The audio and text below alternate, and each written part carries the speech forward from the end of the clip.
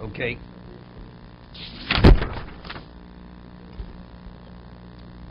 Okay.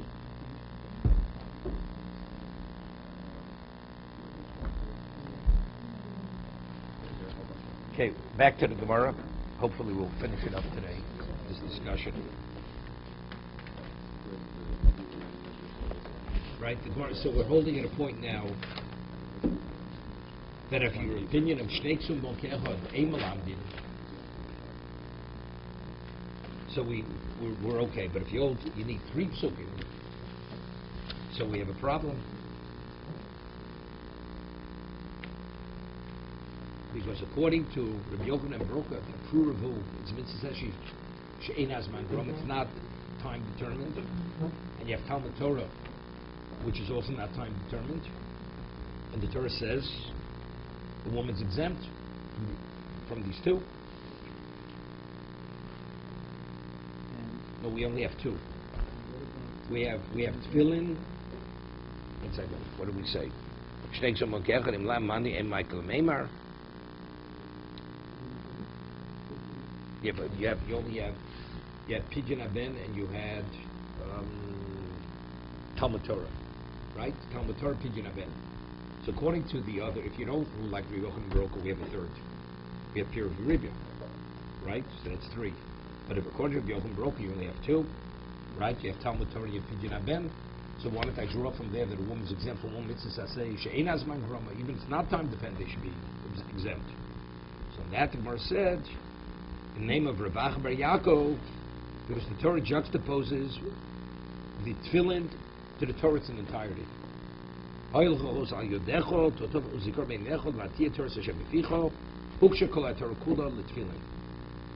The Torah, every tefillin is juxtaposed. The whole Torah is juxtaposed to tefillin. Mat tefillin it says shman gromo v'noshim peturos. Avkol it says shman gromo v'noshim peturos. Okay, so the Gemara says so the Torah chose to juxtapose tefillin. It could have juxtaposed a mitzvah, which is not time dependent. So why did it choose tefillin? Since mid mitzvah asay shman gromo v'noshim peturos. Mechlal mitzvah asay shman gromo. Shlo hazman gromo noshim chayovos. So it's the inference. Why this? It's this and not something else.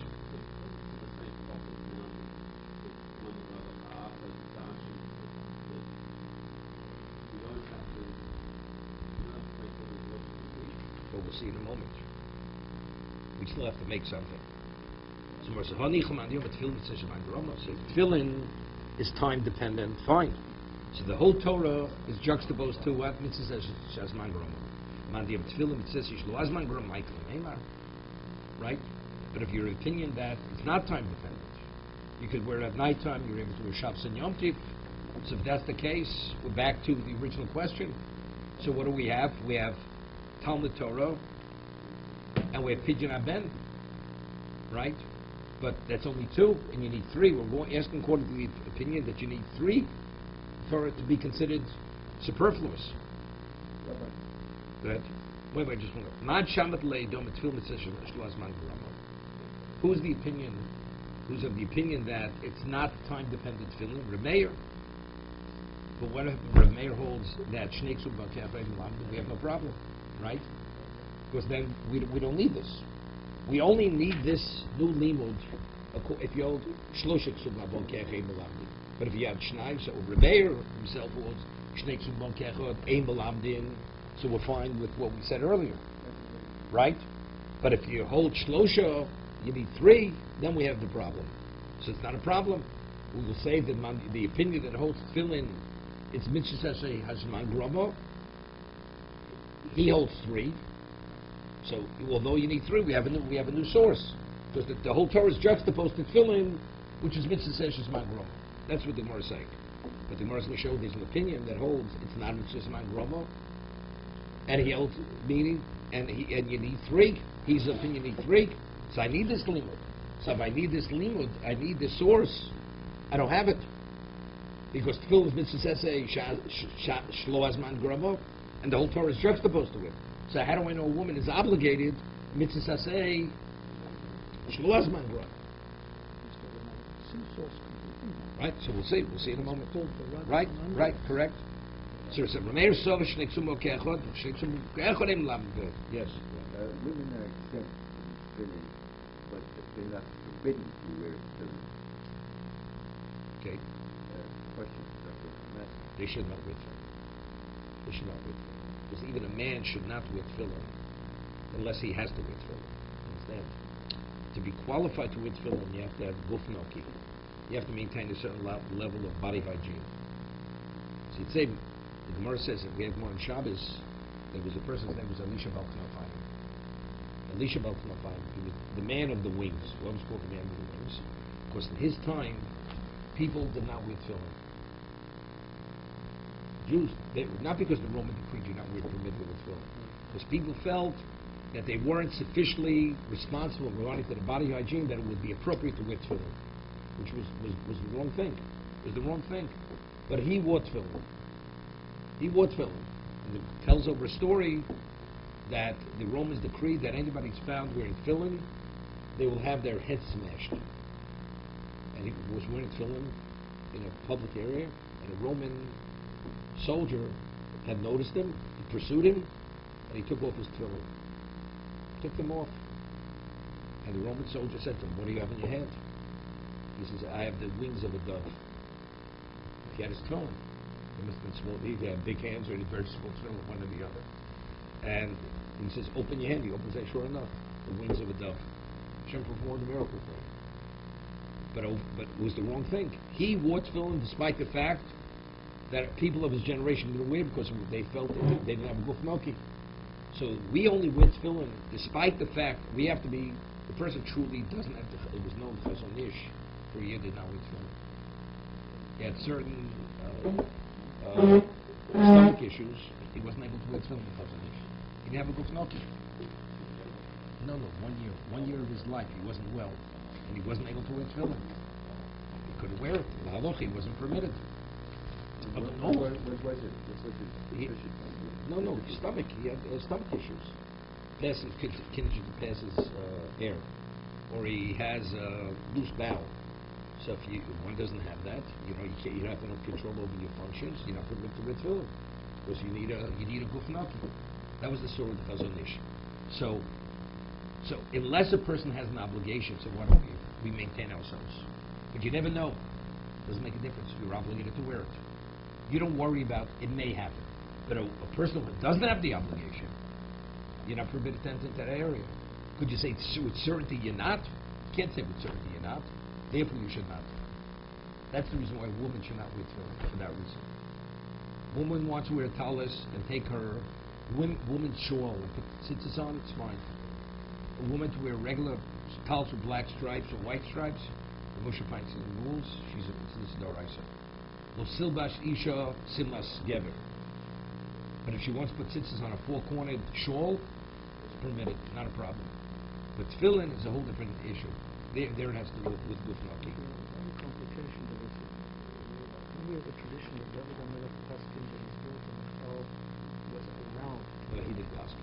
Because if he was the king, he could have stopped it if it was late to the No. It says Michal Bashor what tefillin. It says she good. So why? No. Yeah, I understand that. Michal Bashor what tefillin. Okay. So she was that special lady. But it seems to be, it points her out. You don't think there were a lot of special women? There were a lot of special women, but why does it speak about her? So evidently, even in a time when people were very special, they didn't wear tefillin. They did not wear tefillin because of this issue. If one doesn't have the obligation, one should enter into an area where you may fail. So how does the whole population were not, they felt they were not clean enough to At the time of the Gemara? Yeah. They did the wrong thing. They did the wrong thing. So Gemara says, so according to Rameir, it's not difficult. Because Rameir is of the opinion, so although, see, he doesn't rely on this juxtaposition to tell me that the woman is what? Is obligated to say she's mangrama. But the Gemara says Rabbi Yehuda. But according to Rabbi Yehuda, who concurs with Rameir, that tefillin is not a mitzvah mangrama, that two is not sufficient because two is considered a reiteration. So according to Rabbi Yehuda, what is the basis for a woman to be obligated with saseh loazman gromo. And that says simply, Mishum davi matzo simcha v'hakel shloshim sumo ke'atot. 1 second. Correct. Shloshim sumo ke'echor ein melamdin. No, we have 3 psukim. Matzah, it's because it's juxtaposed to chametz. Right? How do we know a woman has to eat matzah? So Rashi before cited the lingo, right? It says you should not eat chametz. Shivas yom tochel matzos. It says zocher and shomer. The Gemara is going to say it a little later. Matz simcha says explicitly woman. It's Mrs. Magroma. Simcha also it says ishtacha. Right? The woman has to partake in shalmei simcha. So this is not like a bayit. Good. No, it doesn't make a difference because again, we don't hold like Rabbi Yehuda. We're asking according to Rabbi Yehuda. How does he know? We don't hold like Rabbi. We don't like Rabbi Yehuda. We can rely on what we said originally. What a woman, or what that a woman would have to wear tefillin. It's irrelevant. It's irrelevant. Oh, you're right.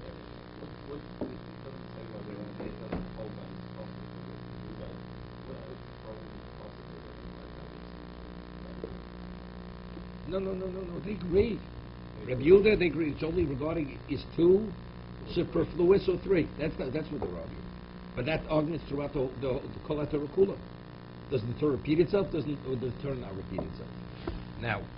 So the 3, the matzah, rejoicing, and the hakel are the 3 that are time dependent. Women are obligated, and that established. Those are just exceptions. And he says the general That's rule. why they are exceptions. But the general rule is, that's where he learns the general rule. Otherwise the Torah shouldn't have repeated itself. 3 times. 3 times. Right, so the 3rd time indicates that it's the exception. And then he learns. So if this is the exception, so what's the rule? It says she'enas man groma, where it's not time dependent, the woman is obligated. So this is Rabbi Meir. This is Rabbi Yehuda. Well, no, he's explaining Rabbi Meir. Rabbi Meir, we don't need this.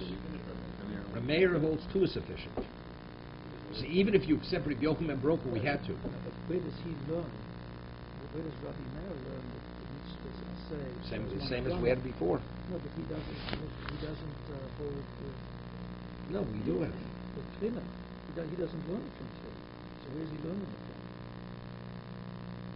We learn mitzvahs that says man grama for women from tefillin. And he says no, tefillin we is learn not. from Mora. The woman has to revere her parents. Right? That's the Gemara said earlier.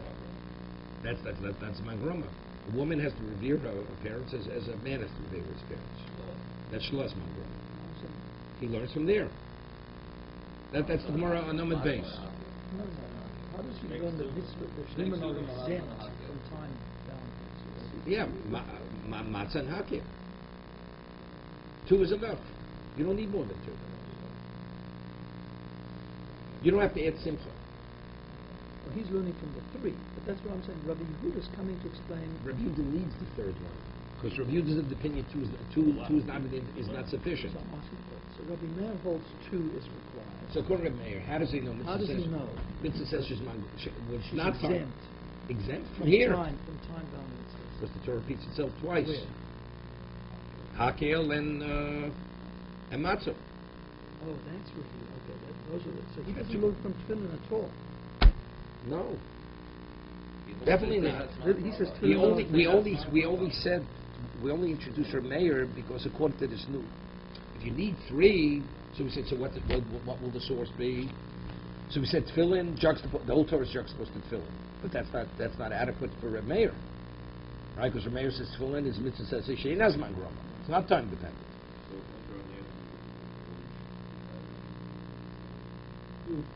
Yes. She probably drew your wood tefillin. His wife. She probably did. Okay. So he learns from Akel and Matzah. Right. Akel and matzah, according to Rabbi Meir. According to Rabbi Meir. Right. But the general chazal, couldn't they learn from those 2 as well? Because we say they hold by 2.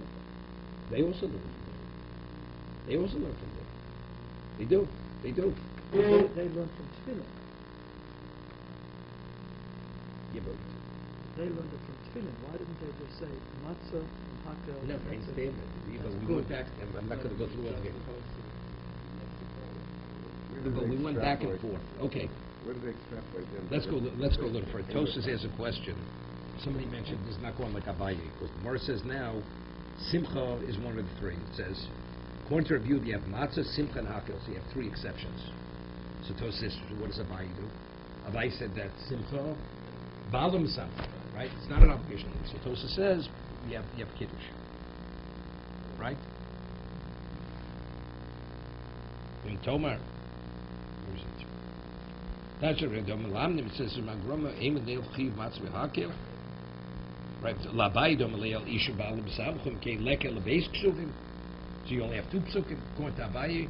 The answer is so you have Kiddush. Instead of saying simply you have Kiddush. That would be the third.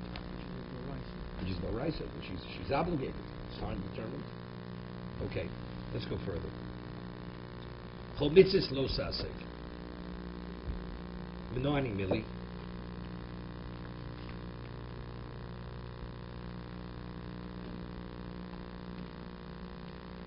Okay. Om Rav Yudah Om Rav Chinton Rav Shmuel Om Akra Isha Kiyasu Mikol Chatos Odom. A man or woman does anything which is sinful. Now, you only bring Chatos when you violate a negative commandment, right? Which carries the liability minimally of Koris. That's when you bring the Chatos. Correct? If a person, let's say, doesn't bring his Korban Pesach, doesn't circumcise himself, although he's liable to Koris, there's no Chiv Chatos. Chatos is only for those Aseh. It says, Isho Ish Kiyasum Chatos Odom, Hishra Kosu, Ish Li'ish L'chol Onshi Shebetorah. That's Rabbi Shmuel. The Torah does not differentiate between the man and the woman regarding negative commandments. No. You have to tshuva, finished. The person that bring the Korban Pesach is liable for Koris. He has to tshuva. There's no Korban. Korban's only for a negative commandment. Rabbi, an uncircumcised man, is he considered a good monkey? Yeah, sure. Gufnoki means it's a physical condition. It's not a spiritual condition. Very relezes Torah Omakro Ashatosim Lefneim. Right? It says Ela Mishpotim Ashatosim Lefneim. These are the laws you should put before them in the plural. So what's before them? Ishva Kosu Ish Li'ish L'chodim Shabbatorah. So over there it speaks about various things in Mishpotim. Various levels of liability. The Chizkiah Tona was learning based on Chizkiah Omakro. The Hamis Isha Lisha. It says if the animal, a gora, kills a man or a woman, the owner of the animal is liable for death, but if it's for death, he needs kapara. He has to pay kofar. Kofar, he has to pay an atonement. Discussion, we have this in Marcos. Is it his value or is it the value of the person who was killed? Is it Demei Mazik, Demei Nizik? That's the question. But it's kofar. Hishra Kosef Ishli Yishel Chomisa Shematorah. Meaning regarding the person who was killed. It doesn't make a difference whether you kill a man or you kill a woman. The owner of the ox has to pay kofar. Needs kapara. So we have three. We have three psukim. How do you prove from the last So Rashi, so we'll see Rashi in a minute. Rashi says, L'chol onchin, the lavin onchin, malkusein. What is a lav? It's malkus. Very blessed Torah, lav lefushi masnis and maisilo. After we're citing these other psukim, it's not to explain the Mishnah when the Mishnah says that regarding negative commandments we don't differentiate between the man and the woman. Since we speak about punishment, malkus, maisinami agav, behechis rabu lidini momun umiso lomus al yodem horrible. That if you should kill the person, right? The person should kill the person that is liable where the person was the victim. Right? That the woman's life has no less value than the man's life. But really, that's not. This is a digression. Because the first passage will only show that she's only liable when the mitzvah says that the kill with the car is liable. Yeah, but it seems to be it's even not chorus. Even not chorus. The pasuk chapel doesn't mean chapel. It means that it's finished. Yeah, right. Let's see the Gemara. So the Gemara says like this: Utsricha. What do we need 3 psukim? The Yashmin HaChamaiso.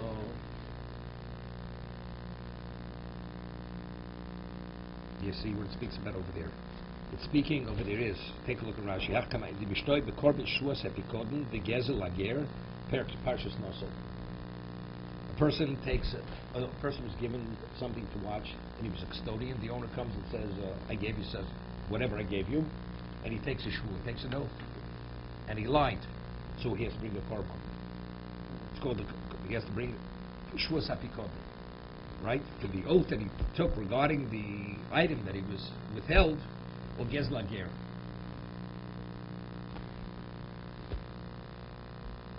Okay? So Mishum Kapora Chos Rachmon Alo. So I'll say why? Because since over there it's a question of Kapora, the Torah has Rachmon Sano. Chas Rachmon Alo. Avol Dinim. Regarding Dinim Emo Ishta Bar Masa Matin Ishalo. We speak about the liabilities of being a shomer, so on and so forth, whatever it may be. Maybe over there, a man who engages in business, it applies to him, but it doesn't apply to a woman. So Rashi explains 2 things. If there's no liability to victimize a woman cannot survive in society. So to protect the woman, that she should be able to survive, the Torah says we don't differentiate between whether you steal from a man or you steal from a woman. When you victimize a man or you injure a man, you injure a woman. So that's what? Because that's chiyusa. That's for us, or the other way. If a woman herself would have no liability, if she steals or victimizes, people don't want to have any relationship with her. You stay away from the person. So to give her that she should be accepted as an equal by society, she has the identical liability within all the laws which are to function within society. That's the meaning chiyusay. Take a look at Rashi. The lesson called dinim, she's not subject to the law to be prosecuted. Ein lo chayim. Hakol gozlin also. V'gozel says acherim. She could be victimized. People could steal from her. She could steal from others, and there's no liability. And that would cause people to stay away from her. They won't want to be associated with her. She's a menace. According to the statute, she should be that No. It's interesting. The Gemara says there's a thief is not qualified to swear. Rabbinically. A person stole. Or a person, he's not qualified to swear. Why is he qualified to swear? It's only rabbinical. Rabbinical, he's not qualified to swear. Main question, rabbinical, Doraisa, Drabon. Now, if a person's motive in mitzvahs, partially, he has to take an oath. What happens if he doesn't take the oath? Torah says, either swear or pay. We hold, person doesn't swear, you have to pay. So what happens if a person comes, he says to a thief, I gave you $200, the thief says you gave me $100. Not that he's a thief, he on record he's a thief. He's not qualified to swear in business. So what's going to happen? He has to swear, but he can't swear. So in that case, the Gemara says, that the oath that normally the accused swears is put upon the one who's the accuser. He has to swear, but that oath is only rabbinical. So Tosa says in why does he have to swear? Because otherwise, everybody can victimize a person who's not qualified to swear. They'll set up a scenario. You know something? I gave you, let's say a person lent him $100, and he says, I lent you $200, or whatever the sum may be. And it'll be a baseless claim, and it'll create a scenario of motive and mitzvahs, and we'll say, you can't swear, you have to pay. So Chazal say, that's the barrier, the man can't survive. He's a victim of all these unsavory characters. So as a result of that, we put the oath upon the one who's making the claim of the accuser. Similar concept. Chiyusi, the man can't. So the concept of where did Chazal come up with the concept? The man cannot survive. So it's from this pasuk. That the Torah. What do I need all these psukim? Because I'd say the reason why the woman has the same liability as the man regarding interpersonal relationships in a society, mishum chiyusei, because otherwise she can't survive it. She'll be victimized, and she'll victimize others. It's really alluded to in the Torah. It's not something Chazal came up. It's their own understanding. I'm just saying, similar to what the Ritva says regarding Asmachta. Right? The Torah stating it alludes to this issue. This is a concern you have to be concerned about. That's what you see over here. The concept is the right concept. That's what I'm saying. That's what you see from here.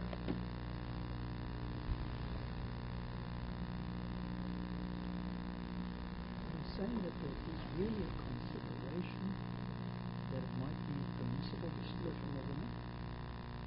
No, the Torah says it's not permissible.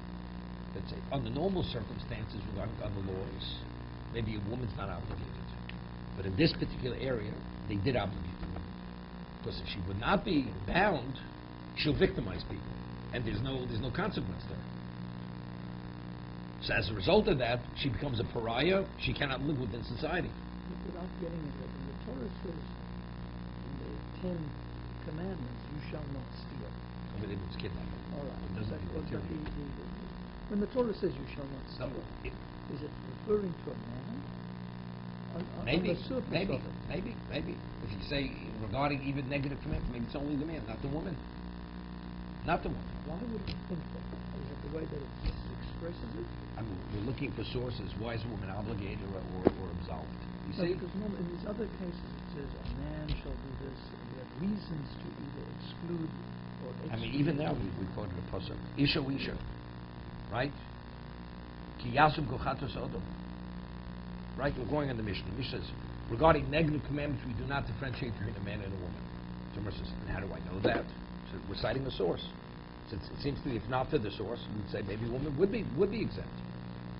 She'd have no liability if she, unless Torah says explicitly. So Tosa says, arayus. Arayus is explicit. You kill the woman as you kill the man. And the laws of Shabbos? Mahakil is mitzvah say. But even there, it's not so simple. It's not so simple now. Because if you don't have a basis to say she's obligated to losase, that even matzah, the only reason why I'm saying matzah because it's juxtaposed to chometz. And kiddushin, it's only because it's the zohar is juxtaposed to shamar. So even then you wouldn't even that you wouldn't even know. I mean, so really we have to start with the losase, otherwise you topple everything. Because we only came up shlosh ksum bokech, or not all these things were only as a result of the losase. So we lose all the cases. Because I mentioned it yesterday, because we're going to order the Mishnah. Right? We're going first what's less obvious to the more obvious. Losas is obvious. We know the differentiate. And the Gemara will say there's only one case. The losas is where is losakipu. Right? Cutting one's sideburns and shaving. Destroying the corners of one's face. That's the losas that woman's exempt from. What?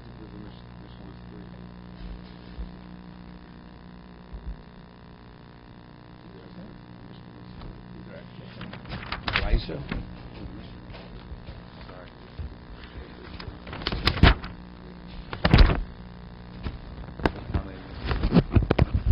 That's the Moscow. With the Moscow. It says B'nei Aaron and B'nos Aaron. Right? That's recording. Only the male Kohen is not permitted to contaminate himself with female.